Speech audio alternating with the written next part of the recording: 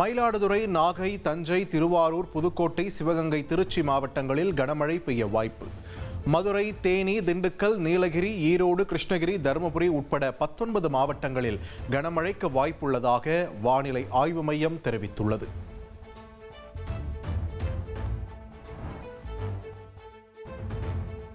ரயில் ticket முன்பதிவில் October 1ஆம் தேதி முதல் புதிய மாற்றம் நடைமுறைக்கு வர உள்ளது. பொது டிக்கெட் முன்பதிவில் முதல் 15 நிமிடங்களில் முன்பதிவு செய்ய ஆதார் கட்டாயம் என ரயில்வே துறை தெரிவித்துள்ளது.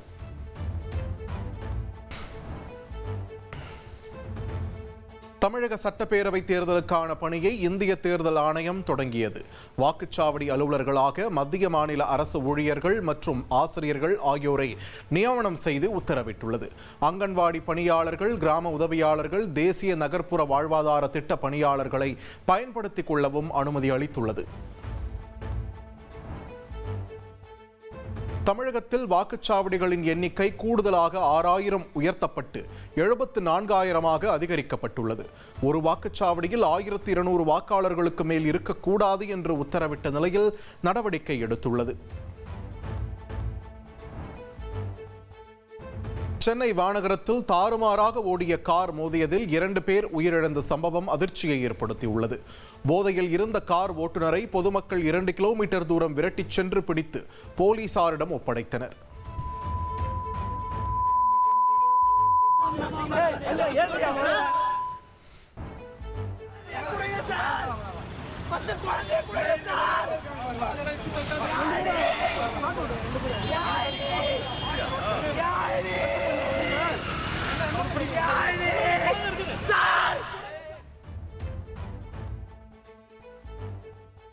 விபத்தை ஏற்படுத்திய கார் ஓட்டுநர் போலீசாருடன் ரகளையில் ஈடுபட்டதால் பரபரப்பு ஏற்பட்டது.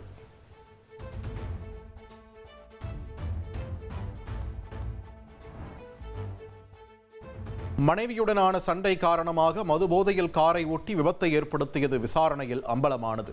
காருக்குள் இருந்த பெண் குழந்தை பத்திரமாக மீட்கப்பட்டது. சென்னை வானகரத்தில் மது போதையில் காரை ஓட்டி விபத்து ஏற்படுத்திய சம்பவத்தில் 2 காவல் நிலையங்களில் வழக்கு பதிவு செய்யப்பட்டுள்ளது. அதிவேகமாக ஓட்டுவது, இறப்பு ஏற்படும் வகையில் வாகனங்களை இயக்குவது உட்பட பல்வேறு பிரிவுகளின் கீழ் போலீசார் வழக்கு பதிவு செய்துள்ளனர்.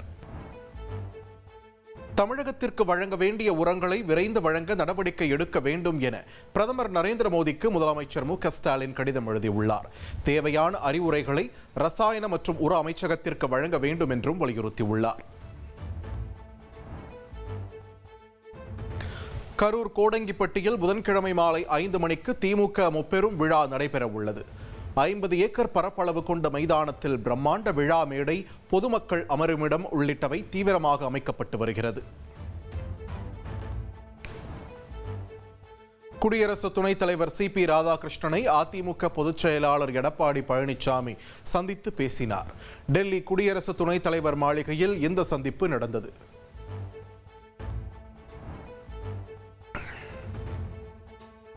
டெல்லியில் மத்திய உள்துறை அமைச்சர் அமித்ஷாவை அதிமுக பொதுச் செயலாளர் எடப்பாடி பழனிசாமி சந்தித்து பேசினார்.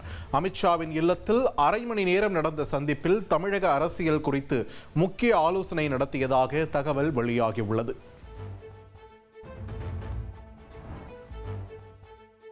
தமிழகத்தில் தேர்தல் பணிக்கு 5 புதிய குழுக்களை அமைத்து பாஜக தேசிய அமைப்பு பொதுச் செயலாளர் பி.எல். சந்தோஷ் உத்தரவிட்டுள்ளார். மத்திய அரசின் திட்டங்களை தமிழக மக்களிடம் கொண்டு சென்று மாதம் ஒரு முறை கட்சி தலைமைக்கு அறிக்கை சமர்ப்பிக்கவும் அறிவுறுத்தியுள்ளார். தவேக தலைவர் விஜய் இந்த வார சனிக்கிழமை நாகை மற்றும் திருவாரூர் ஆகிய 2 மாவட்டங்களில் மட்டுமே பிரச்சாரம் செய்ய உள்ளதாக தகவல் வெளியாகியுள்ளது. கடந்த சனிக்கிழமை பெரம்பலூரில் பிரச்சாரம் ரத்தானதை தொடர்ந்து பயண திட்டத்தில் மாற்றம் செய்யப்பட உள்ளது. வரும் சனிக்கிழமை நாகையில் சுற்றுப்பயணம் மேற்கொள்ளும் தவேக தலைவர் விஜயின் பிரச்சாரத்திற்கு காவல்துறை அனுமதி அளித்துள்ளது. பொது சொத்துக்கு சேதம் விளைவிக்க கூடாது என்பன உள்ளிட்ட 21 நிபந்தனைகளை விதித்துள்ளது. தூத்துக்குடிக்கு விஜய் வருகை தரும்போது பொதுமக்களுக்கு இடையூறு செய்யும் விதமாக தவேக தொண்டர்கள் நடந்து கொண்டால் வேடிக்கை பார்க்க மாட்டோம். பிரச்சாரம் செய்ய அனுமதி கோரி மனு அளித்த நிலையில் மாவட்ட காவல்துறை எச்சரிக்கை விடுத்துள்ளது. கோவையில் அக்டோபர் 4ஆம் தேதி விஜய் பிரச்சாரத்திற்கு அனுமதி கோரி தாவேக சார்பில் மனு அளிக்கப்பட்டுள்ளது. நெல்லை, திருப்பூரிலும் அனுமதி கோரப்பட்டுள்ள நிலையில் பெரம்பலூரில் நிகழ்ந்த தவறுகளை சரி செய்வோம் என தாவேக தெரிவித்துள்ளது. தாவேக தலைவர் விஜயின் சென்னை சுற்றுப்பயணத்திற்கு காவல்துறை அனுமதி அளிக்கக்கூடாது என காவல் ஆணையர் அலுவலகத்தில் சமூக ஆர்வலர் மனு அளித்துள்ளார். விஜய் செல்லும் இடங்களில் அதிக கூட்டம் கூடும் என்பதால் பொதுமக்களின் இயல்பு வாழ்க்கை முற்றிலுமாக முடங்க வாய்ப்புள்ளதாக தெரிவித்துள்ளார். பச்சை, மஞ்சள் என பேருந்துகளை எடுத்துக்கொண்டு புறப்பட்டு விட்டார்கள் என்று இபிஎஸ் மற்றும் விஜயை துணை முதல்வர் உதயநிதி ஸ்டாலின் விமர்சித்தார். ஆனால் இறுதியாக ஓவர்டேக் செய்ய போவது பிங்க் நிற பேருந்துதான் என்றும் தெரிவித்தார். பாமக நிறுவனர் மற்றும் தலைவர் ராமதாஸ் மட்டும்தான் என பாமக கௌரவ தலைவர் ஜி.கே. மணி தெரிவித்துள்ளார். மாம்பழம் சின்னம் ஒதுக்கப்பட்டதாக கடிதம் வந்ததும் பாமக நிறுவனர் தலைவர் ராமதாசுக்குத்தான் என்றும் விளக்கம் அளித்துள்ளார். பாட்டாளி மக்கள் கட்சியினுடைய நிறுவனர் மற்றும் தலைவர் மருத்துவரையா தான் 25/8/2022 தலைவராக பொறுப்பேற்கிறார். அவருடைய பதவிக்காலம் 28/5/2025 முடிஞ்சிருக்கு. அப்போ ஒரு பதவியே இல்லை. தேர்தல் ஆணையத்தின் கடிதத்தை காட்டி மோசடியான செய்தி பரப்புவதாக பாமக கௌரவ தலைவர் ஜி.கே. மணி குற்றம் சாட்டியுள்ளார். மாமல்லபுரத்தில் கூட்டப்பட்ட கூட்டம் செல்லாது என்றும் திட்டவட்டமாக தெரிவித்துள்ளார். சென்னையில் ஒரு மாதத்தில் 46,122 தெருநாய்களுக்கு ரேபீஸ் தடுப்பூசி செலுத்தப்பட்டுள்ளது. 12,255 தெருநாய்களுக்கு மைக்ரோசிப் பொருத்தப்பட்டுள்ளதாகவும் சென்னை மாநகராட்சி தெரிவித்துள்ளது.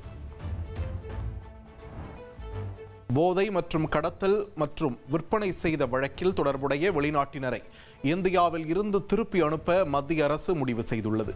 போதைப் பொருள் நடமாட்டத்தை கட்டுப்படுத்த இந்த நடவடிக்கையை மேற்கொள்ள உள்ளதாக போதைப் பொருள் தடுப்பு செயற்படை மாநாட்டில் உள்துறை அமைச்சர் அமித்ஷா அறிவித்துள்ளார்.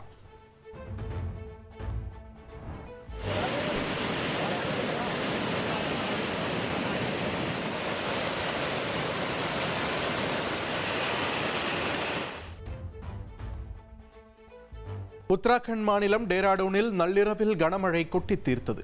கடுமையான வெள்ளப்பெருக்கு ஏற்பட்ட நிலையில் தப்கேஷ்வர் மகாதேவ் கோவில் நீரில் மூழ்கியது.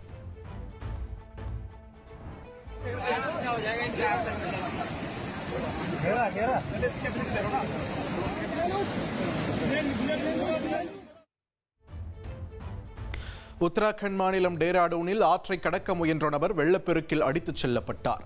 மின்கம்பத்தில் ஏறி உயிருக்கு போராடிய நபரை கயிறு கட்டி நீண்ட போராட்டத்திற்கு பின் தேசிய பேரிடர் மீட்பு படையினர் மீட்டனர்.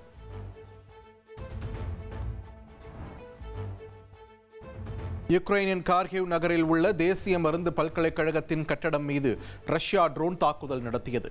பயங்கர சத்தத்துடன் வெடித்து சிதறியதைக் கண்டு பொதுமக்கள் ஓட்டம் பிடித்தனர். 4 பேர் படுகாயங்களுடன் மீட்கப்பட்டு மருத்துவமனையில் அனுமதிக்கப்பட்டுள்ளனர்.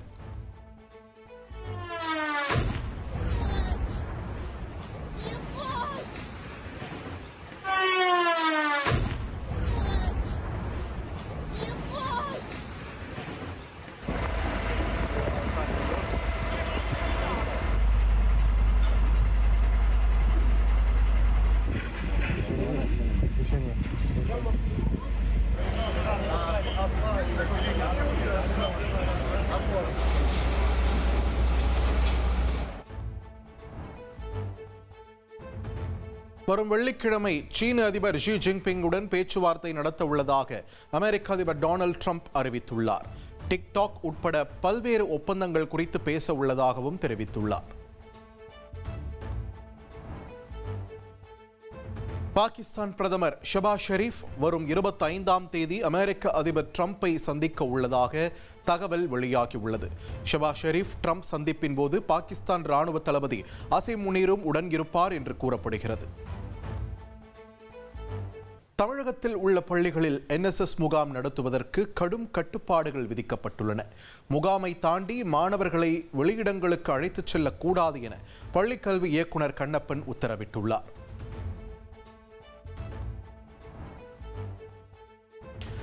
தமிழகத்தில் 100 கோடி ரூபாயில் செமிகண்டக்டர் மையம் அமைக்க தமிழக அரசு டெண்டர் கோரியுள்ளது. ஜாயிண்ட் வெஞ்சர் முறையில் செமிகண்டக்டர் மையம் அமைக்க தமிழக அரசு திட்டமிட்டுள்ளது. பெண்கள் குறித்த சர்ச்சை பேச்சு தொடர்பாக முன்னாள் அமைச்சர் பொன்முடிக்கு எதிராக தாமாக முன்வந்து விசாரணைக்கு எடுத்த வழக்கை சென்னை உயர்நீதிமன்றம் முடித்து வைத்தது. புகார்கள் முடித்து வைக்கப்பட்டதை எதிர்த்து புகார்தாரர்கள் மஜிஸ்ட்ரேட் நீதிமன்றத்தை அணுகலாம் என்றும் அறிவித்தது. என்டிஏ கூட்டணியில் இருந்து ஓபிஎஸ் டிடிவி தினகரன் விலகியதால் எந்த தாக்கமும் ஏற்படாது என பாஜக மாநில துணைத் தலைவர் குஷ்பு தெரிவித்துள்ளார். கூட்டணி தொடர்பாக டெல்லியில் உள்ள தலைவர்கள் முடிவு செய்வார்கள் எனவும் அவர் கூறியுள்ளார். ஆபரண தங்கத்தின் விலை சவரனுக்கு 560 ரூபாய் குறைந்துள்ளது. ஒரு சவரன் தங்கம் 82,240 ரூபாய்க்கு விற்பனை செய்யப்படுகிறது. திருச்சி சமயபுரத்தில் நகைக்கடை மேலாளரை வழிமறித்து மிளகாய் பொடி தூவி 10 கிலோ தங்கம் கொள்ளையடிக்கப்பட்ட சம்பவம். ராஜஸ்தான் சென்று 3 பேரை சந்தேகத்தின் பேரில் கைது செய்து தனிப்படை போலீசார் விசாரித்து வருகின்றனர்.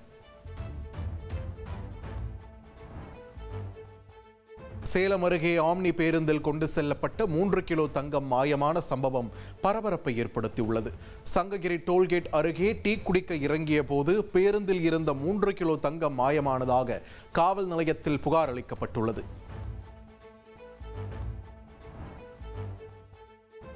சினிமாவில் பாடல்களுக்கான காப்புரிமை தொடர்பாக விதிமுறைகள் ஆராயப்பட்டு வருவதாக செய்தித்துறை அமைச்சர் சுவாமிநாதன் கூறினார். இதற்கு உரிய தீர்வு விரைவில் எடுக்கப்படும் என்றும் தெரிவித்தார். கடலூர் மாவட்டம் வேப்பூர் அரசு பள்ளியில் பயிற்சி ஆசிரியர்களை மாணவர்கள் தாக்கியதால் பரபரப்பு ஏற்பட்டது. 5 மாணவர்கள் பள்ளியிலிருந்து நீக்கப்பட்ட நிலையில் அவர்கள் மீது வழக்கு பதிவு செய்யப்பட்டு சிறார் சீர்திருத்த பள்ளிக்கு அனுப்பி வைக்கப்பட்டனர். தேனி மாவட்டம் கம்பத்தில் விவசாய நிலங்களில் கேரள குப்பைகளை மர்ம நபர்கள் கொட்டிச் சென்றதாக மாசு கட்டுப்பாட்டு வாரியத்திற்கு புகார் அளிக்கப்பட்டது. குப்பை கழிவுகள் அனைத்தும் ஜேசிபி இயந்திரங்கள் மூலம் அகற்றப்பட்டு புதுப்பட்டி பேரூராட்சிக்கு சொந்தமான குப்பை கிடங்கிற்கு கொண்டு செல்லப்பட்டது. கொடைக்கானல் பிரையன் பூங்காவுக்குள் 2 காட்டெருமைகள் நுழைந்ததால் சுற்றுலா பயணிகள் அலறியடித்து ஓட்டம் பிடித்தனர். 2 மணி நேரத்திற்கும் மேலாக பூங்காவுக்குள் காட்டெருமைகள் சுற்றித் திரிந்ததால் வெளியேற்ற முடியாமல் பூங்கா ஊழியர்கள் திணறினர். விருதுநகரில் சாலையோர கால்வாயில் கார் கவிழ்ந்து விபத்திற்குள்ளானது. ஒருவர் சடலமாக மீட்கப்பட்டுள்ள நிலையில் 3 பேர் படுகாயங்களுடன் மருத்துவமனையில் அனுமதிக்கப்பட்டுள்ளனர்.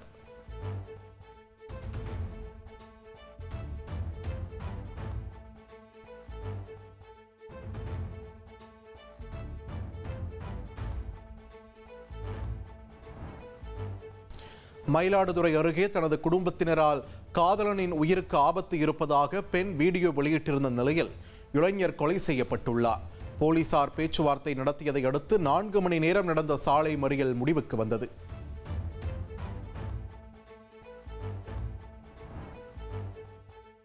தாம்பரம் மார்க்கெட்டில் மோட்டார் சைக்கிளை திருடி OLX மூலம் விற்க முயன்ற மராட்டிய மாநில கொள்ளையர்கள் 2 பேரை போலீசார் கைது செய்தனர்.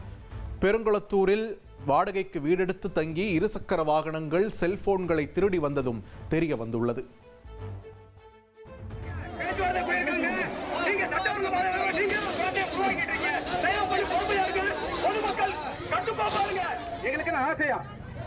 எங்களுக்கு ஒரு ஆசையும் கிடையாது. யாராச்சும் ஒருத்தர் தவறு செஞ்சா கூட சிவகங்கை மாவட்டம் மானாமதுரையில் மருத்துவ கழிவு சுத்திகரிப்பு ஆலைக்கு எதிர்ப்பு தெரிவித்து பொதுமக்கள் போராட்டம் நடத்தினர். 20க்கும் மேற்பட்ட கிராமங்களில் சுகாதார சீர்கேடு ஏற்பட்டுள்ளதாக கூறி சிப்காட் தொழிற்பேட்டையை முற்றுகையிட்டதால் பரபரப்பு ஏற்பட்டது.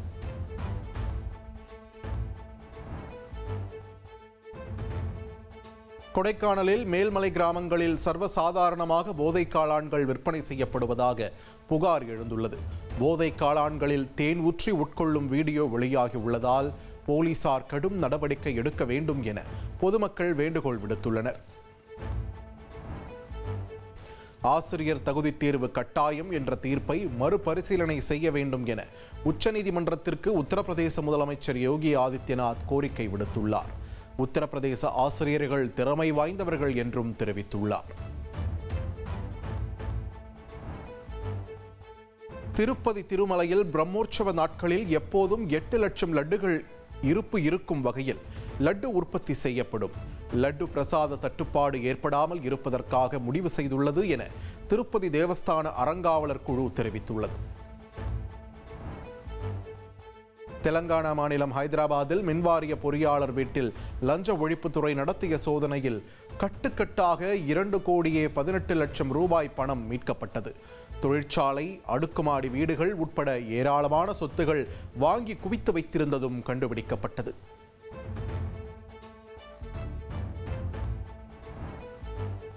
உத்தரப்பிரதேச மாநிலத்தில் நீட் தேர்வுக்கு தயாராகி வந்த 19 வயது மாணவர் கால்நடை கடத்தல் கும்பலால் துப்பாக்கியால் வாயில் சுட்டுக் கொல்லப்பட்டுள்ளார். கால்நடை கடத்தலை பார்த்து கூச்சலிட்டதால் வாகனத்தில் இழுத்துச் சென்று கொடூரமாக தாக்கிக் கொல்லப்பட்டது அதிர்ச்சியை ஏற்படுத்தியுள்ளது. சபரிமலையில் பஞ்சலோக சிலை வைக்க பணம் வசூலிப்பது தொடர்பான விசாரணையை 4 மாதங்களுக்குள் முடிக்க வேண்டும். பம்பா போலீசாருக்கு கேரள உயர்நீதிமன்றம் உத்தரவிட்டுள்ளது. சட்டவிரோத சூதாட்ட செயலி பண மோசடி வழக்கில் முன்னாள் கிரிக்கெட் வீரர்கள் யுவராஜ் சிங், ராபின் உத்தப்பாவுக்கு அமலாக்கத்துறை சம்மன் அனுப்பியுள்ளது. நடிகர் சோனு சூத் நேரில் ஆஜராக வேண்டும் என்றும் அமலாக்கத்துறை உத்தரவிட்டுள்ளது.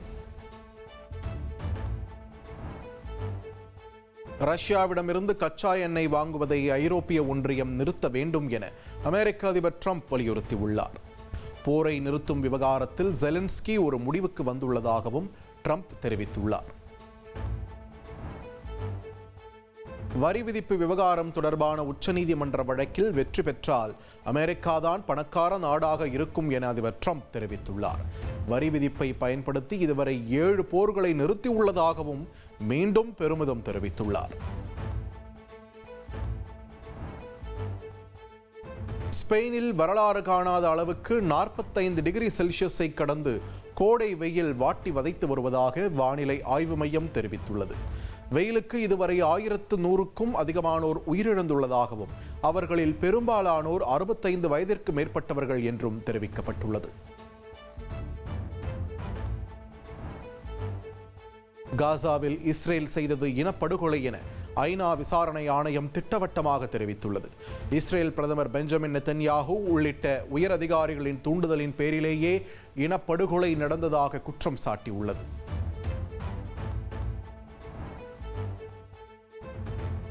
பாகிஸ்தானுக்கு எதிரான ஆபரேஷன் சிந்தூர் நடவடிக்கையில் ஜெய்ஷ்-இ-முகமது பயங்கரவாத அமைப்பு தலைவர் மசூத் அசாரின் குடும்பத்தினர் உயிரிழப்பு.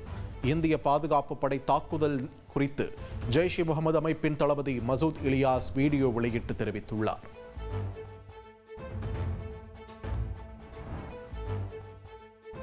ஆசிய கோப்பைக்கான போட்டி நடுவரை மாற்ற வேண்டும் என்ற பாகிஸ்தானின் கோரிக்கையை ஐசிசி நிராகரித்தது. நடுவர் விதிமீறலில் ஈடுபட்டதாக பாகிஸ்தான் கிரிக்கெட் வாரியம் குற்றம் சாட்டியிருந்த நிலையில் கோரிக்கையை ஏற்க மறுத்தது. இந்திய கிரிக்கெட் அணியின் ஸ்பான்சராக அப்பல்லோ டயர்ஸ் நிறுவனத்துடன் ஒப்பந்தம் செய்யப்பட்டுள்ளது. ஆன்லைன் சூதாட்ட தளங்களுக்கு விதிக்கப்பட்ட தடையால் ட்ரீம் 11 நிறுவனம் வெளியேறிய நிலையில் அப்பல்லோ நிறுவனத்துடன் பிசிசிஐ ஒப்பந்தம் செய்துள்ளது.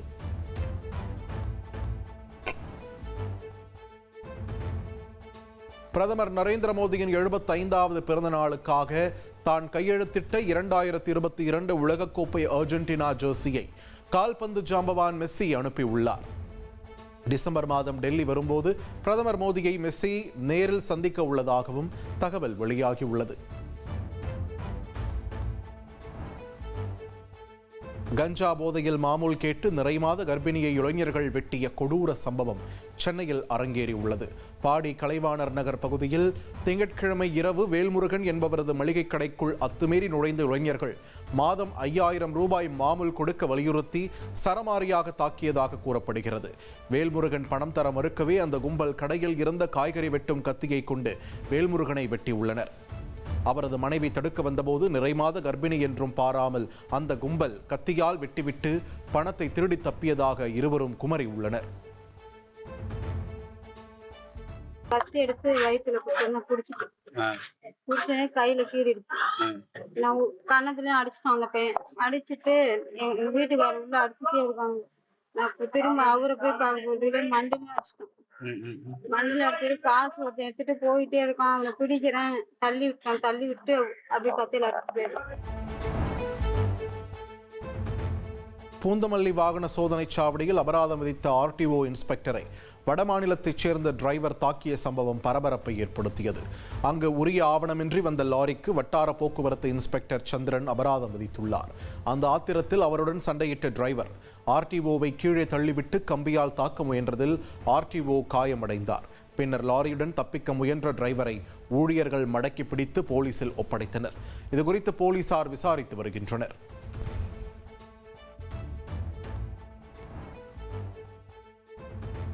இட்லி கடை படத்தின் இசை வெளியீட்டு விழாவில் ரசிகர்களை அனுமதிக்காதது குறித்து நற்பணி மன்றம் சார்பில் விளக்கம் அளிக்கப்பட்டுள்ளது.